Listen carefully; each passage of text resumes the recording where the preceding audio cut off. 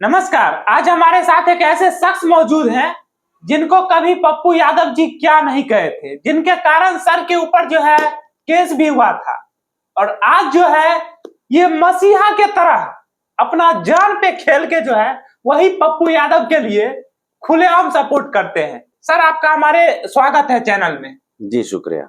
Sir एक समय था मैं देखा था कि वो गाली देते थकते नहीं थे, क्या नहीं कहा था आपको, और आज जो है आप अपनी पार्टी से लड़ गए उनके लिए कि नहीं पप्पू यादव जी ने काम किया। ये कैसे सर? देखिए हम परमादरणीय श्री लालू प्रसाद यादव जी को अपना भगवान मानते हैं। बिल्कुल। बड़े भैया तेजस्वी यादव जी को, तेज प्रताप यादव जी को अपना बड़ा भाई मानते हैं, अभिभावक मानते हैं जी। और ठीक उसी प्रकार से आदरणीय पप्पू यादव जी को भी अपना अभिभावक मानते हैं। लालू प्रसाद यादव जी की जो विचारधारा रही है उस विचारधारा में कहीं से भी नफरत नाम की कोई जगह नहीं रही है। उनकी विचारधारा में हमेशा यही सिखाया गया कि जो सच्चे व्यक्ति हैं, जो सही व्यक्ति हैं और जो एक होता है ना कि सुबह का भूला हुआ शाम को अगर घर आ जाए तो उन्हें भूला हुआ नहीं कहते। ठीक यही बातें तमाम चीज जो है वो पप्पू यादव जी के साथ हमें दिखाई दिया। जैसे पहले बहुत कुछ बातें हुई, पप्पू यादव जी भी तेजस्वी यादव जी को बहुत कुछ बोले थे, हमको भी बोले थे। लेकिन उन तमाम बातों को जब तेजस्वी यादव जी को बोले तो उस समय पप्पू यादव जी को भी अपमान सहना पड़ा था। बहुत सारी सामाजिक बातों को सहना पड़ा था। उसके बाद पिछले हम देख रहे हैं कि 3 साल में कभी भी पप्पू यादव जी तेजस्वी यादव जी के ऊपर या आरजेडी के ऊपर कभी भी आपत्तिजनक शब्द नहीं बोल रहे हैं, बल्कि सम्मान ही दे रहे हैं। तो जाहिर सी बात है कि हमारे भगवान श्री लालू प्रसाद यादव जी की विचारधारा में सम्मान के बदले में सम्मान ही लिखा हुआ है, कभी भी सम्मान के बदले में तिरस्कार नहीं लिखा हुआ है। तो जाहिर सी बात है कि जब उन्होंने हमारे नेता को सम्मान दिया तो उसके बदले में उनको भी सम्मान हम लोग देंगे और दिए भी। बिल्कुल। और सबसे जो इम्पोर्टेंट चीज है कि पप्पू यादव जी के नामांकन में जाने का या उनको सपोर्ट करने का, हम चाहते हैं कि पप्पू यादव जी जैसे समाज सेवी विचारधारा के नेता हर लोकसभा क्षेत्र को मिले, हर विधानसभा क्षेत्र को मिले, क्योंकि ये आपको भी पता है कि पूरे इंडिया में शायद ही कोई ऐसे नेता होंगे जो पप्पू यादव जी को टक्कर दे पाएंगे समाज सेवा में। इसमें तो कोई दो मत नहीं है। सही बात है। इसमें तो कोई दो मत नहीं। कोई दो मत नहीं। जो व्यक्ति कोरोना के दौर में जब लोग घरों में कैद थे, एक बेटा अपने पिता का लाश नहीं छुपाते थे, पिता अपने बेटा का लाश नहीं छुपाते थे डर के मारे। एक ऐसी पेंडेमिक थी। बिल्कुल। जान सबको प्यारा है ना, सबको प्यारा था जान। उस वक्त भी पप्पू यादव जी न जाने कितने लाशों को अपने कंधों पे लाद करके शमशान घाट जाकर के अंतिम संस्कार किया। लोगों के दुख तकलीफ को समझा, रुपए बांटे, खाद्य सामग्री बांटे। जब पटना में बाढ़ की स्थिति आई या पूरे बिहार में, उत्तर बिहार की अगर हम बात करें बाढ़ की स्थिति आई, या दक्षिण बिहार में अगर सुखाड़ की स्थिति आई, उस समय भी पप्पू यादव जी सुखाड़ में भी दिखाई दिए, बाढ़ में भी भर भर छाती पानी में घुस करके बच्चों के लिए दूध बांटा उन्होंने। जो बच्चों के जो अभिभावक हैं उनके लिए खाद्य सामग्री बांटा उन्होंने। तो जाहिर सी बात है कि पप्पू यादव जी की यही जो जन सेवा की जो भावना है, ये भावना कहीं कमजोर न पड़ जाए, इसीलिए हमने ये तय किया कि नहीं, हमको ऐसे जनसेवक का सपोर्ट करना चाहिए। और सबसे जो इम्पोर्टेंट बात है कि हम परमादरणीय श्री लालू प्रसाद यादव जी के भक्त हैं, बड़े भैया तेजस्वी यादव जी के, तेज प्रताप यादव जी के सिपाही हैं, लेकिन हम आरजेडी के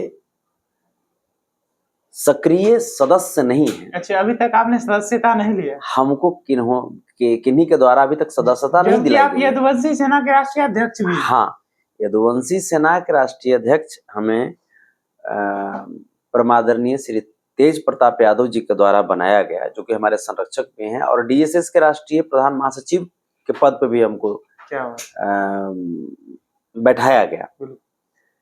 तो हम आरजेडी के सक्रिय सदस्य आज तक नहीं बनाए गए। तो सर यहाँ पे एक सवाल बनता है, आपने खुद नहीं लिया या आपको बनाया नहीं गया?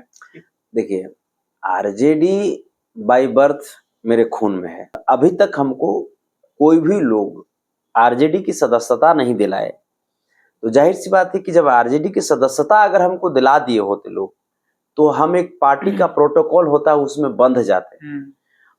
उसके बावजूद हमने जहां तक हुआ आरजेडी के लिए, जहां तक मेरे से संभव था, चाहे किसी भी लेवल पे हमने वो करने का प्रयास किया।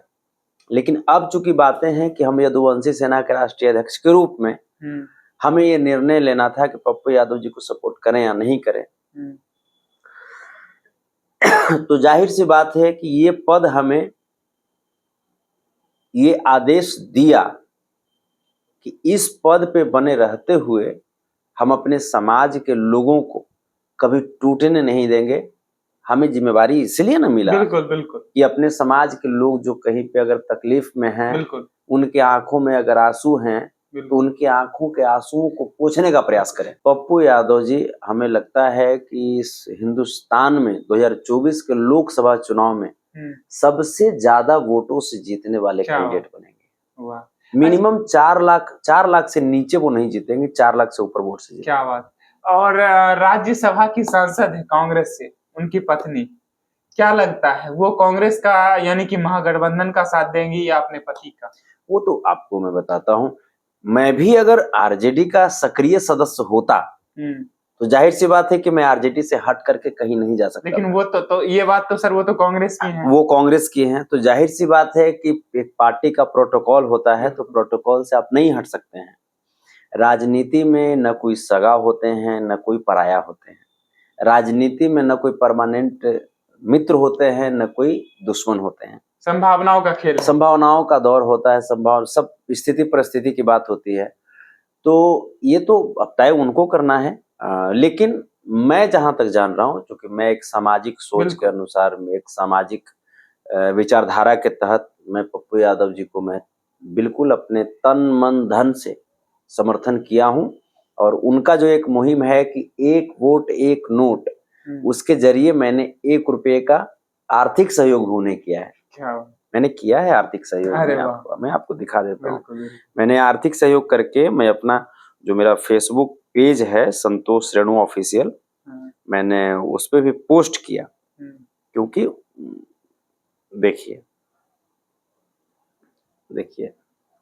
है ना, मैंने ये देखिए, बिल्कुल ये देखिए मैंने किया ना, मिस्टर राजेश रंजन आपका बेटा पप्पू यादव, इस पे मैंने 1 रुपया 1 rupee donation for Shri Pappu Yadav ji to fighting Lok Sabha election 2024 Santosh Yadav.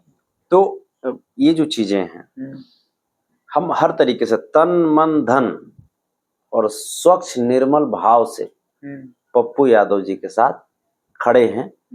इसलिए खड़े हैं कि ताकि कोई भी समाज सेवी, कोई भी जन सेवक जो लोगों के तकलीफ को बांटने का कार्य करता हो, जो लोगों की आंसुओं को पोंछने का कार्य करता हो, वो व्यक्ति कभी भी ये महसूस नहीं करे कि हमने लोगों का आंसू पोंछा और हमारे आंसुओं को पोंछने वाले कोई नहीं मिले। ये वो महसूस ना करे। और उनको देखने के बाद तमाम जो लोग हैं, जो चाहते हैं कि राजनीति में आना चाहते हैं, जो लोग हैं राजनीति में आने की इच्छा रखते हैं, वो लोग पप्पू यादव जी के जैसे बने, समाज सेवा करें, लोगों का दुख समझें और निर्दलीय भी रह करके चुनाव जीतें। बिल्कुल।